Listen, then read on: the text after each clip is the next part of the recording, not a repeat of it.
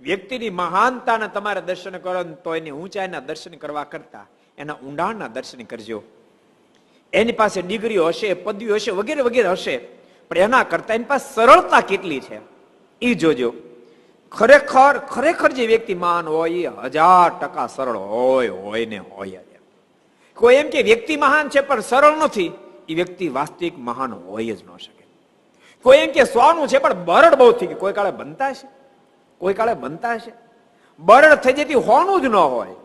તારી ભ્રાંતિ છે કે હોનું છે, એ હોનું હોય જ નહીં. હોનું કોઈ દી બરડ થાય જ નહીં.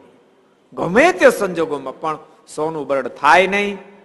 પ્રશાંત, સોનું બરડ થાય તે હોનું હોય નહીં. કેવડા મોટા ભગવાન, કેટલા બધા સરળ.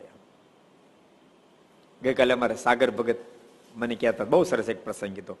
એ કે હું જુનાગઢ ગુરુકુળમાં ભણતો હતો કે, અને એક ફેરી હું થોડોક બીમાર થયો તો જ્ઞાન સ્વામી જુનાગઢ ગુરુકુળ સંભાળે, રાજકોટ ગુરુકુળની શાખા, એ ત્રીજે માળે દૂધ ગરમ કરીને મને આપવા માટે આવ્યા. કે 65 વર્ષની ઉંમર, બોલો, મને દૂધ આપવા માટે.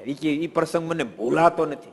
દૂધ કઈ નહીં કે 5 લીટર હોય, દૂધ કેટલું હતું એ મહત્વ નથી, પણ પોતે ત્રીજે માળે દાદરા ચડીને દૂધ આપવા માટે આવ્યા. ભક્તો, આ સરળતા એની મહાનતા છે. ઈ પ્રસંગ ભૂલાય નહીં, ઈ પ્રસંગ ભૂલાય. જીવનની અંદર ભક્તો, બધાને કહું, સંતો પાર્ષદ બધાને કહું, તમે ગામડે ફરતા હો, ગમે ત્યાં ફરતા હો, સરળતા નહીં છોડતા. બસ ભૂલતા નહીં ભક્તો. આખી દુનિયા